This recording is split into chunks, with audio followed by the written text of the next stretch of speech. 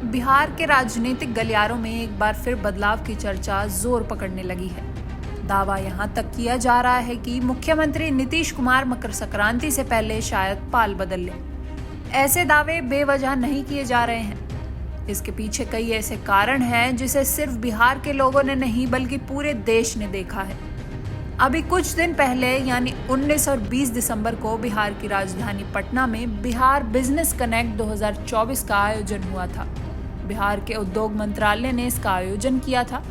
बतौर बिहार सरकार मुखिया नीतीश कुमार को यहां आना चाहिए था, लेकिन नीतीश कुमार इसमें शामिल नहीं हुए। मुख्यमंत्री कार्यालय से बताया गया कि उनका स्वास्थ्य ठीक नहीं है। यहाँ एक बात बता दें कि बिहार के उद्योग मंत्री बीजेपी कोटे से नीतीश मिश्रा हैं। बहरहाल नीतीश उस बिजनेस कनेक्ट में शामिल नहीं हुए। उसकी चर्चा भी बंद हो जाती है। लोग शायद उनके स्वास्थ्य को लेकर दी गई जानकारी को सही मानकर ये समझ लेते हैं कि स्वास्थ्य कारणों की वजह से ही वो बिजनेस कनेक्ट 2024 में शामिल नहीं हुए होंगे। लेकिन बिहार के लोगों को आश्चर्य तब हुआ जब वो 2 दिन बाद यानी 23 दिसंबर से प्रगति यात्रा पर निकल गए। ऐसे में बिहार वासियों के मन में शंका उत्पन्न होना लाजमी था। राजनीतिक गलियारों में चर्चा होना लाजमी था, क्योंकि नीतीश कुमार को बिजनेस कनेक्ट कार्यक्रम में मात्र कुछ समय के लिए ही आना था, जबकि प्रगति यात्रा में तो कई दिनों तक घूमना था। ऐसे में लोग दबी जबान में कहने लगे कि नीतीश कुमार जानबूझकर उस कार्यक्रम में शामिल नहीं हुए।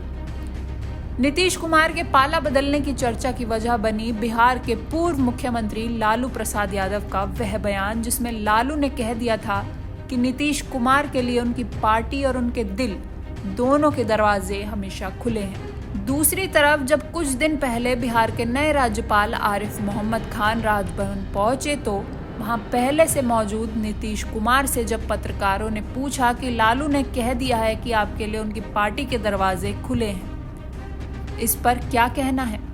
पत्रकारों के उन सवालों का नीतीश कुमार ने कोई जवाब नहीं दिया।